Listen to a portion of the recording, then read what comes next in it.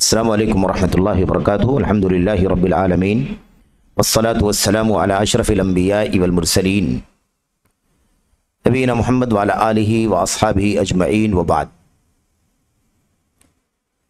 جدید مناہج کی حقیقت کے آج کے اس دوسرے سیشن میں ہمارے سامنے چند سوالات ہیں۔ ان سوالات کے مختصر جوابات آپ کے سامنے رکھنے ہیں۔ پہلا سوال یہ ہے، کسی ساتھی نے، کسی بھائی نے سوال کیا ہے، حال ہی میں یوسف قرضاوی صاحب کی زندگی اور خدمات کے پروگرام پر روشنی ڈالیں، کیونکہ بعض سلفی علماء بھی اس میں شامل ہوئے ہیں جیسے کہ اشتہار میں آیا ہے۔ تو یہ جو سوال ہے، یہ سوال بالکل ہی منہج سے متعلق سوال ہے اور ایک دم تازہ مسئلہ ہے، کیونکہ یہ معاملہ ابھی 2-3 روز پہلے کا ہے۔ اور سوال میں کیا کہا جا رہا ہے کہ یوسف قرضاوی صاحب کی زندگی اور خدمات پر پروگرام ہوا ہے، اس پر روشنی ڈالیں، کیونکہ بعض سلفی علماء بھی اس میں شامل ہوئے ہیں جیسے کہ اشتہار میں آیا۔ تو دیکھیں، جو یوسف قرضاوی صاحب کی زندگی، خدمات اور حیات پر جو پروگرام منعقد ہوا ہے، یقیناً ہمیں بھی اس کی اطلاع ہوئی اور اشتہار بھی ملا انگریزی زبان میں۔ اسی طرح سے ایک ویڈیو اشتہار بھی ملا، جو افسوس کے ساتھ کہنا پڑتا ہے کہ ایک بے پردہ چہرہ کھلا ہوا ایک بے پردہ نوجوان بچی کے ذریعے سے وہ اشتہار کرایا گیا۔ یعنی ڈاکٹر یوسف قرضاوی کی حیات و خدمات کے اس پروگرام کی تشہیر، اس کا اشتہار کیسے کرایا گیا؟ ایک تو اشتہار جو کاغذ میں چھپتا ہے، فلاں تاریخ کو فلاں جگہ فلاں پروگرام ہونے والا ہے، اس کے بعد ویڈیو کی شکل میں ایک اشتہار کیا گیا، اور اس ویڈیو میں ایک نو عمر بچی چہرہ کھول کر کے وہ اس پروگرام کا اشتہار کر رہی ہے۔ فلاں فلاں تاریخ کو فلاں فلاں جگہ یہ پروگرام ہو رہا ہے، ڈاکٹر یوسف قرضاوی کی زندگی پر، ان کی حیات و خدمات پر یہ بچی کر رہی ہے۔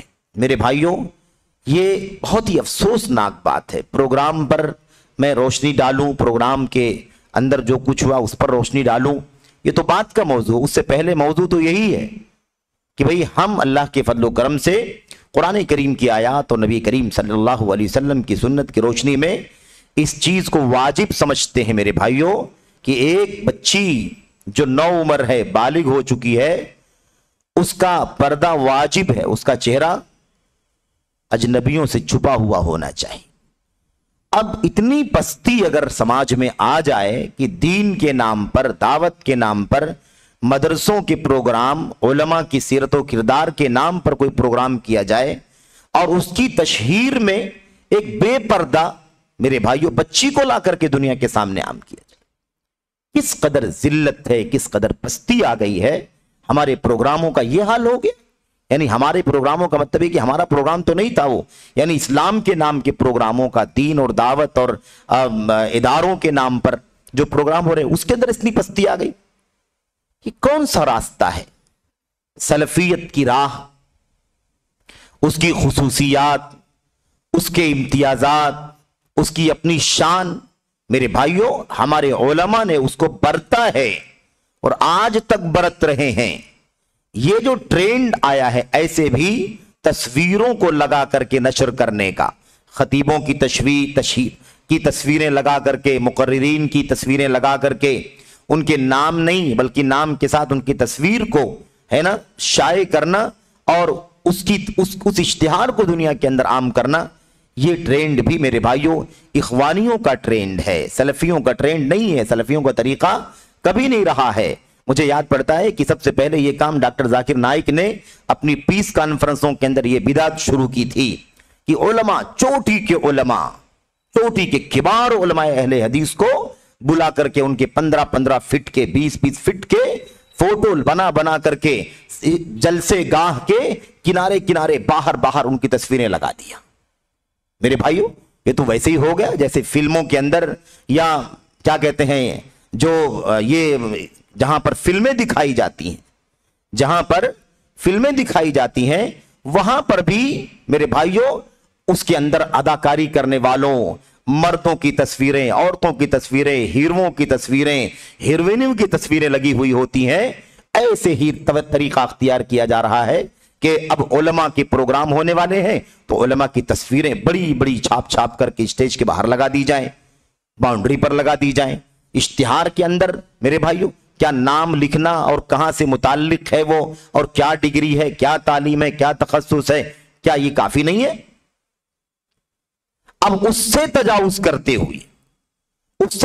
करते हुए हालत यहां तक पहुंची है कि बाकायदा लड़कियों को ला करके दीनी प्रोग्रामों का इश्तिहार किया जा रहा है। मेरे भाइयों ये मेरे भाइयों इख्वानियत का तरीका है, इख्वानियों का तरीका है, तहरीकियों का तरीका है। ये इस तरह का रवैया अख्तियार करते हैं। इस कदर यानी शर्म की बात है, इस कदर अफसोस की बात है कि आदमी बयान नहीं कर सकता है उसे। बिल्कुल हमारे दीन के प्रोग्रामों को भी वही शक्ल देने की कोशिश की जा रही है जो आमतौर पर मेरे भाइयों जो फिल्मों का अंदाज है, जो हीरोओं का अंदाज है, हीरोइनों का अंदाज है, ये तरीका है। टाकीज में जो दिखाया जाता है, फिल्मगाहों में, वो तरीका अख्तियार किया जा रहा है। बहरहाल भाई ने पूछा यह है कि उस प्रोग्राम पर रोशनी डालें। प्रोग्राम पर रोशनी क्या डालना है? उस प्रोग्राम के अंदर डॉक्टर यूसुफ करजावी की हयात व खिदमात बयान की जा रही है। वो हयात व खिदमात, उनकी हयात व खिदमात बयान करने वाले लोग, उनकी हयात व खिदमात बयान करने पर मुश्तमिल जलसे का इनेकाद, कॉन्फ्रेंस का इनेकाद, और वो जहां इनेकाद किया जा रहा है ये सब के सब लोग उसी अकीदे के हैं। आप सब लोग जानते होंगे सरसरी तौर पर या तफसीली तौर पर भी कि डॉक्टर यूसुफ करजावी साहब इख्वानुल मुस्लिमीन के एक बहुत नामवर आदमी हैं, इख्वानियत के बहुत बड़े अलंबरदार हैं, और ज्यादा तफसील का मौका नहीं है और ना मकसूद है कि वो तफसील से उस पर कोई खिताब जैसी बात की जाए। सवाल के जवाब के तौर पर चंद बातें इसलिए अर्ज करना है क्योंकि रोशनी डालने का मतलब यही होता है कि प्रोग्राम क्यों हुआ, कैसे हुआ और उसके पीछे क्या मकसद था। मेरे भाइयों, तो वो जो इदारा है वो केरला में है, अल जामियतुल इस्लामिया के नाम से वो है, और उस इदारे को कायम भी डॉक्टर यूसुफ करजावी साहब ने किया था, और इसीलिए उसी फिक्र की तालीम वहां पर इख्वानियत की, तहरीकियत की और खुरूज की, अकल परस्ती की, एतजाल जदीद की, जमात इस्लामी वाली जो फिक्र है उसी की तालीम वहां पर होती है। उसके अंदर शरीक होने वाले है ना, उसको ऑर्गेनाइज करने वाले, ये सब के सब उसी फिक्र के लोग थे, इसलिए वो प्रोग्राम उनकी जिंदगी पर वहां पर मुनक़िद हुआ। और चूंकि वो उस इदारे के बानी हैं इसलिए उनकी वफात के बाद अब उनकी हयात व खिदमत बयान करना उनकी जिम्मेदारी बनती होगी, इसलिए उन्होंने वो काम किया होगा। और उसके अंदर शरीक होने वाले भी आमतौर पर मेरे भाइयों कोई सलफी उसके अंदर नहीं है। जितने लोगों ने शिरकत की है, जो हमने इश्तिहार में जो तस्वीरें देखी हैं, जो नाम देखे, उसमें से आम तौर पर लोग सलफी नहीं है। हमारे भाई ने पूछा है कि बात सलफी उलमा उसके अंदर शरीक हुए, आम तौर पर उसमें सलफी नहीं है। इक्का दुक्का नाम हमें अपने सलफी का लगा कि वो सलफी हैं, लेकिन अफसोस ये है कि उन्होंने सलफियत का नाम, मेरे भाइयों, सलफियत का मकाम उन्होंने घटा दिया और सलफियों का सर शर्म से झुक गया कि एक इख्वानी शख्स की तारीफ के लिए, उसकी मनकबत बयान करने के लिए, उसकी अजमत बयान करने के लिए एक सलफी आलिम भी उस स्टेज पर पहुंच जाए। बड़ा अफसोस किया हमारे उलमा ने, जिन्होंने भी देखा सुना, बड़ा अफसोस किया। और यकीनन मैं आपको क्या बताऊं, अभी हमारी मुलाकात शेख मोहम्मद बिन रमजान अल हाजिरी हाफिज़हुल्लाह से हुई है और उन्होंने भी इस वाक़े का जिक्र किया और सख्त मदम्मत की और हद दर्जा अफसोस का इजहार किया कि यह हालत हो गई है जामिया इस्लामिया मदीना तैयबा से। क्या हमने यही इल्म हासिल किया है? हमने कौन सा अकीदा सीखा? हमने कौन सा मनहज सीखा? क्या सलफियत इसी बात की तालीम देती है कि एक आदमी, ऐसा आदमी जिसका इन्हिराफ सिर्फ और सिर्फ फिक़ही मसाइल में नहीं, माफ कीजिएगा, फिक़ही मसाइल में इख्तिलाफ नहीं है, मसलकी झगड़े, मजहबी झगड़े, हनफी मालिकी शाफी हम्बली के झगड़े नहीं है, बल्कि उस आदमी का अकीदा मेरे भाइयों इन्हिराफ है। उसके अकीदे के अंदर उसका मनहज, उसके मनहज में इन्हिराफ है। और लगे हाथों में समझता हूं कि एक दो बातों का जिक्र कर दिया जाए तो बेहतर होगा। शायद आपने जाना होगा, आपके इल्म में होगा। यही यूसुफ करजावी साहब हैं, इन्होंने यहां तक कहा और लिखा और इसकी दावत दी, फैलाया कि हमारा मुसलमानों का झगड़ा, मुसलमानों का इख्तिलाफ यहूदियों से दीन की बुनियाद पर नहीं है। हमारा और यहूदियों का झगड़ा दीनी नहीं है, हमारा और यहूदियों का झगड़ा दीनी नहीं है, बल्कि जमीन का झगड़ा है।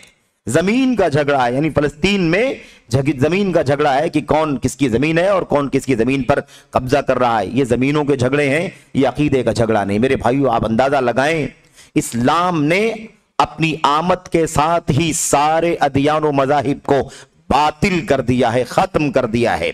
अब दुनिया में यहूदियत हो कि ईसाइयत हो, ये सब बातिल हैं, ये कुफ्र हैं। तो क्या इस्लाम का झगड़ा कुफ्र से है कि नहीं है? इस्लाम का झगड़ा यहूदियत से है तो कुफ्र से है कि नहीं?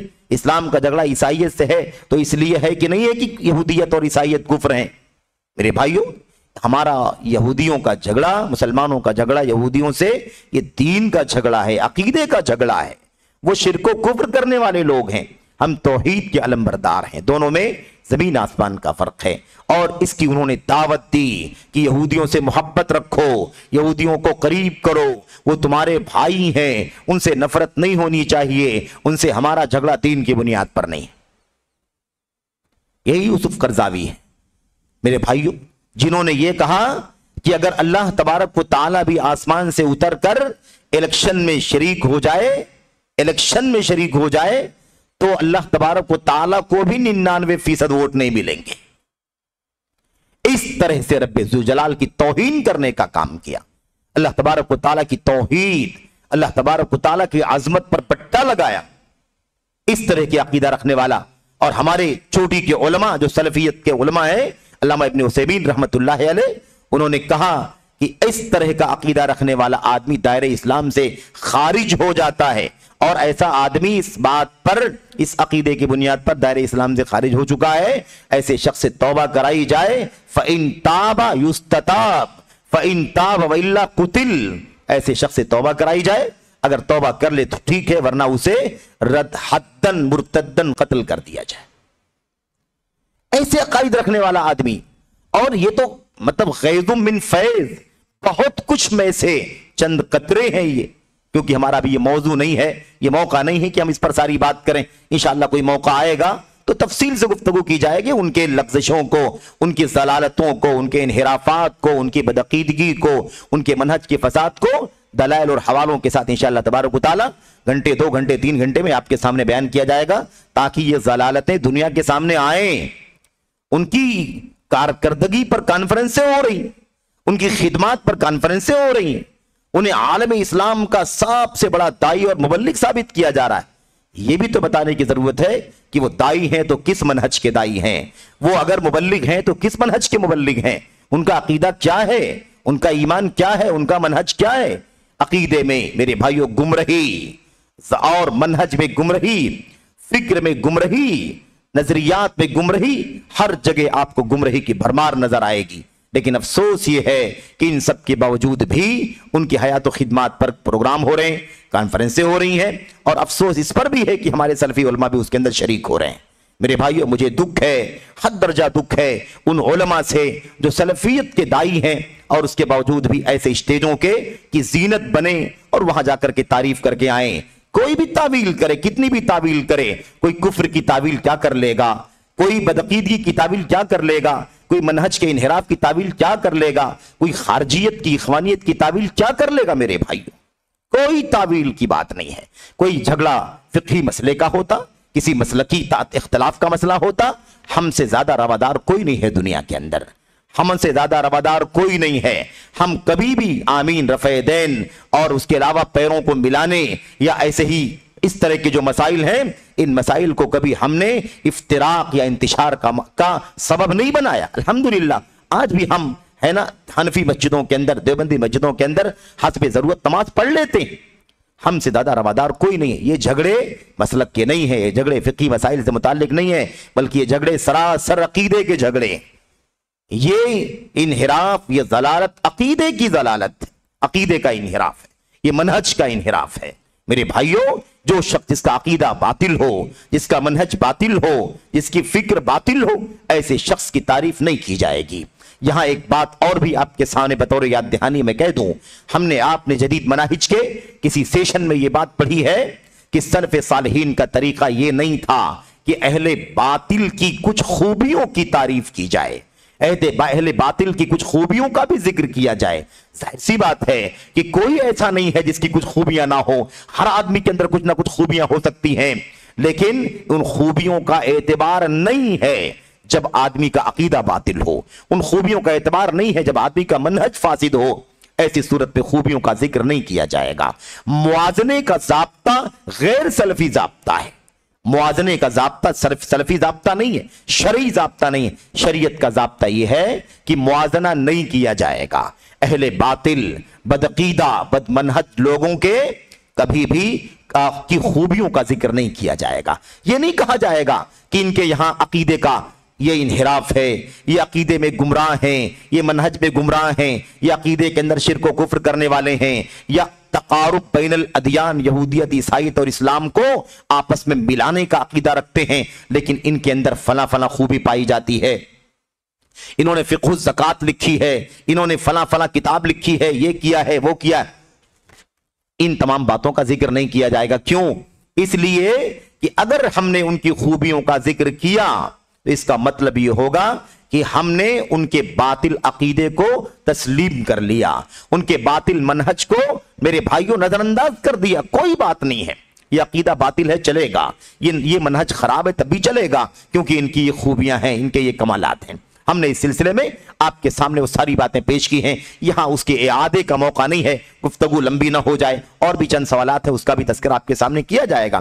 خلاصہ کلام یہ ہے میرے بھائیوں کہ یہ جو قرضاوی کانفرنس 2 روزہ ہوئی ہے، اور میں آپ کو بتاؤں یہ سلسلہ چل رہا ہے، جب باطل کے خلاف زمانے الحمدللہ آج کھل رہی ہیں، باطل کے خلاف قلم چل رہے ہیں، اہل حق نے میڈیا کے وسائل سے عوام اور خواص کے سامنے باطل پرستوں کے عقائد و افکار اور عقائد و نظریات کی قلعی کھولنا شروع کر دی ہے، تو لوگ اب دفاع میں آ رہے ہیں۔ ہم ان کی عقیدے کا انحراف، ان کے منہج کا انحراف اپنے علماء کی زبانی سن رہے ہیں، عوام کے اندر بیداری پیدا ہو رہی ہے، لوگ ان کے عقائد سے توبہ کر رہے ہیں، لوگ ان کے منہج سے دور ہٹ رہے ہیں، تو اب یہ دفاعی پوزیشن میں آئے ہیں۔ آپ نے پڑوسی ملک میں ابھی بہت جلدی 2 روزہ کانفرنس ڈاکٹر اسرار کے نام سے بھی سنی تھی، وہ بھی حیات و خدمات اور قرآن کی تفسیر کے 50 سال اس انداز سے انہوں نے آ کر کے سب کو بلا کر کے ان لوگوں نے کیا کیا، ان لوگوں نے ان کی حیات و خدمات اور کارناموں کو بیان کیا، تاکہ دنیا کے سامنے ہے نا یہ سب چیزیں بیان کی جائیں۔ ایسا نہ ہو کہ ہم پورے طور پر لوگ متنفر ہو جائیں، دور ہو جائیں اور لوگ کنارہ کشی اختیار کر لیں، اس لیے وہ اب اپنی کارکردگی لوگوں کے سامنے پیش کر رہے ہیں۔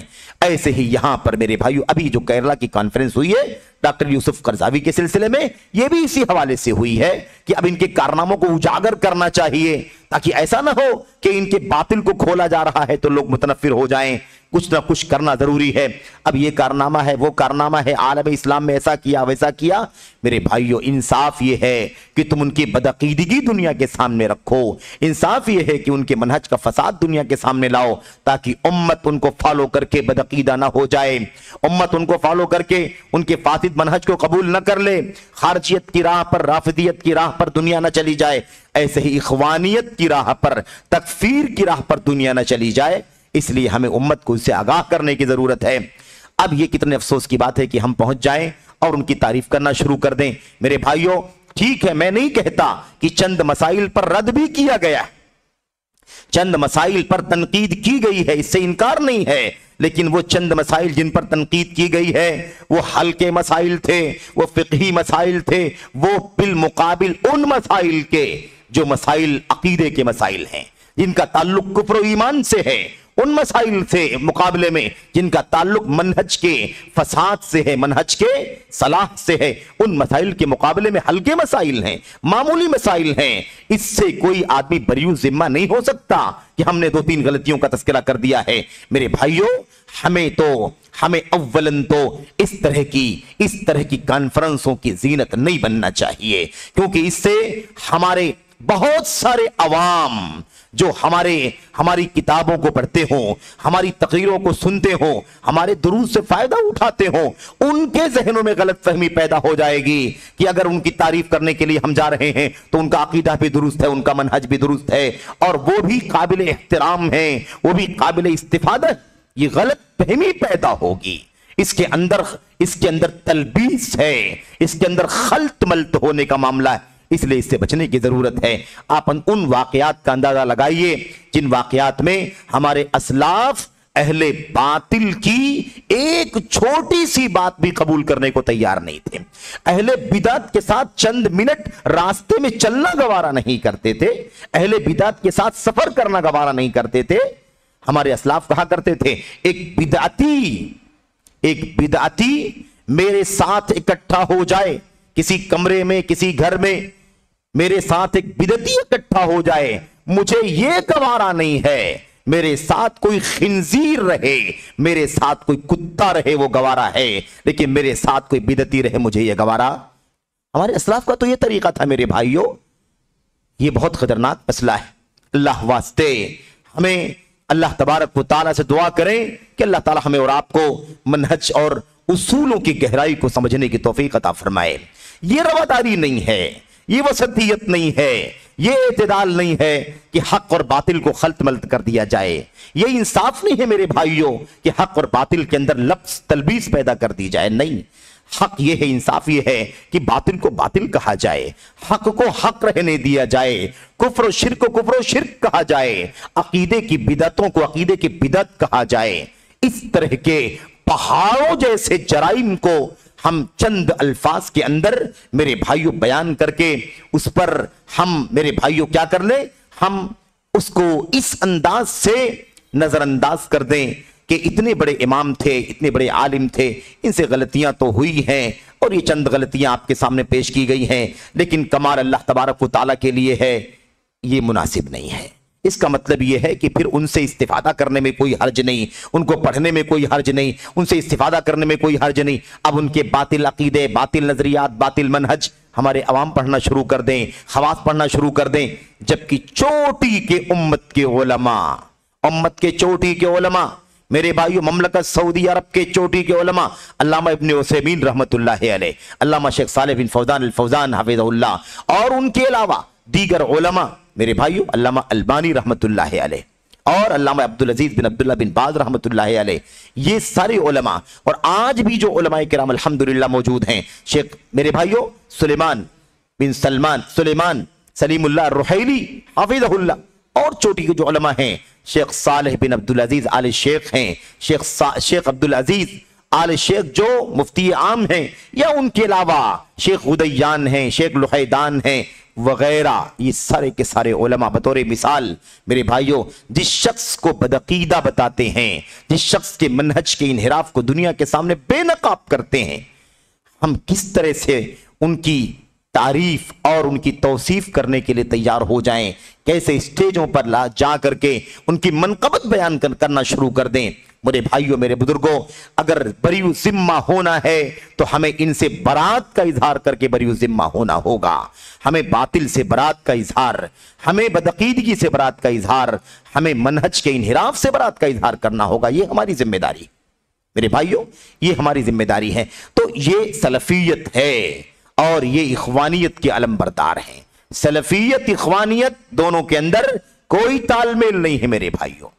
اور ایک بات یاد کریں، علامہ ابھی شیخ محمد بن رمضان الحاجری حافظہ اللہ کہہ رہے تھے، یہ عجیب و غریب بدعت دنیا کے اندر عام ہو گئی ہے کہ لوگ جو ہے نام، اصلی نام کے ساتھ ایک مزید نام کا اضافہ کرتے ہیں، اصلی نام کے ساتھ مزید نام کا اضافہ، سلفی کے ساتھ اخوانی سلفی، سلفی کے ساتھ جہادی سلفی، سلفی کے ساتھ علمی سلفی، سلفی کے ساتھ ایسا سلفی، کہتے ہیں نام کے ساتھ جو جڑا ہوا دوسرا نام ہے وہ باطل ہے، اس باطل کو حق کے ساتھ ملا کر کے اس کو بھی حق ثابت کرنے کی کوشش کی جا رہی، اس لیے کوئی اخوانی سلفی نہیں ہوتا۔ سلفیت اس راستے کا نام ہے جو اللہ کی کتاب میں، نبی کی سنت میں، صحابہ اور تابعین کی سیرت میں آ چکا ہے، اس میں کوئی تفریق نہیں تھی۔ ایسا سلفی ویسا سلفی، ایسا سلفی ویسا سلفی، یہ ایک نیا فتنہ ہے میرے بھائیوں. جیسے لوگوں نے اس طرح کی باتیں اور بھی بہت سارے پہلوؤں پر کی ہے. مثال کے طور پر اب گانا ہے تو گانا حرام ہے، گانا حرام ہے، میوزک حرام ہے. اب کوئی اس کو اسلامک میوزک کہنا شروع کر دے، کوئی اسلامی گانا کہنا شروع کر دے، تو اسلامی لگانے سے وہ گانا اسلامی تو نہیں ہو جائے، وہ میوزک اسلامی تو نہیں ہو جائے. میرے بھائی یہ مسئلہ بہت سنگین ہے، اور یہ سب بھی انہی اخوانیوں تحریکیوں کا طریقہ ہے. ان لوگوں نے اسلام کی شبیہ کو بگاڑنے کے لیے، اس کی سچائی اور حقانیت کو باطل سے خلط ملط کرنے کے لیے طریقہ اختیار کیا ہوا ہے. یاد رکھیں کہ یہ چیزیں سلفیت کو نقصان پہنچانے والی ہیں، سلفیت کی جڑوں کو کھودنے والی ہیں.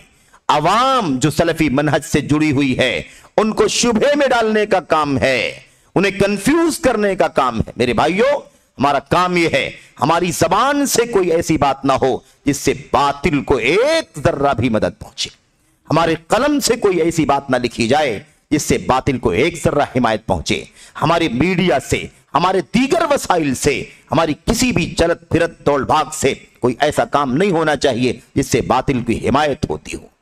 اللہ سے دعا ہے کہ اللہ تبارک و تعالی ہمیں اور آپ کو ان حقیقتوں کو سمجھنے کی توفیق عطا فرمائے، بہت سنجیدگی سے غور کرنے کی توفیق عطا فرمائے. آمین رب العالمین.